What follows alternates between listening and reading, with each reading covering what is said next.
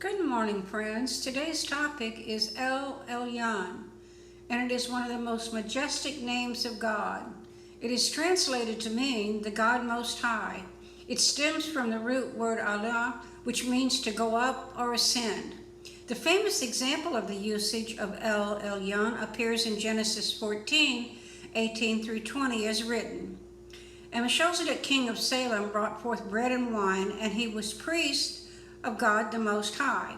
And he blessed him and said, Blessed be Abram of God Most High, maker of heaven and earth. And blessed be God the Most High, who hath delivered thine enemies into thy hand. Now let's look at Psalm 78:35.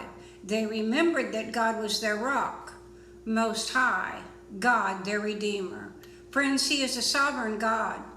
Westminster Catechism says, For God from all eternity did, by the most wise and holy counsel of his own will, freely and unchangeably ordain whatsoever comes to pass. Friends, Elyon is also in control of the heavenly host.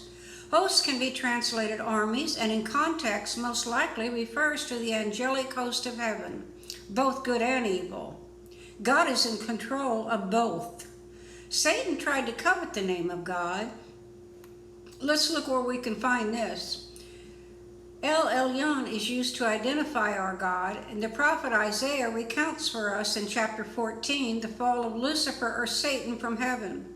Satan is ever seeking to be like God, and he declares, I will, in 5 statements. The final I will is found in Isaiah 14:14.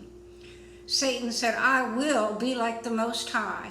Out of Satan's mouth comes what I believe to be one of the greatest testimonies of sovereignty of God ever uttered when he called God the Most High. Even Satan himself admitted that there is none greater than Elyon. There is nothing higher than Elyon. After Daniel had interpreted Nebuchadnezzar's dream, the king answered Daniel in Daniel 2:47. The king answered unto Daniel and said, of a truth it is that your God is a God of gods and the Lord of kings and a revealer of secrets, seeing that thou couldst reveal this secret. The king had just been introduced to the Most High God. He is superior to all other gods. He is supreme over all. Compare the idea that whatever subordinate beings there may be, he is supreme over them. God is always going to be the Most High God. Anyone who challenges his position does not win. Elyon always has the last word. And as Lord of Kings, he is supreme over all the kings. They are all inferior to him and subject to his control. Let's look at Daniel 2:47 out of the King James Version. The king answered Daniel and said, Truly, your God is the God of gods, the Lord of kings, and the revealer of secrets, since you could reveal this secret. The particle truly is by no means superfluous here. It is strongly affirmative. He calls him Lord of kings, by which Elogism he claims for him the supreme dominion over the world. He means to assert that Israel's God, the Most High God, not only excels all others, but holds the reins of government over the world. Hello, friends. Hello.